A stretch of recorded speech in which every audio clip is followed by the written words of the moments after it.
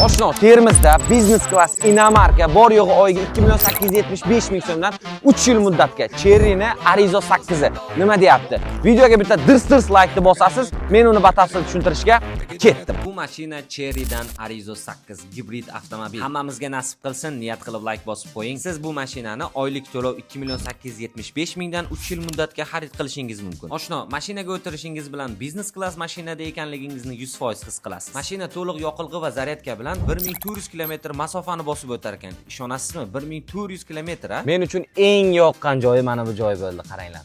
Слушай, Открой люк.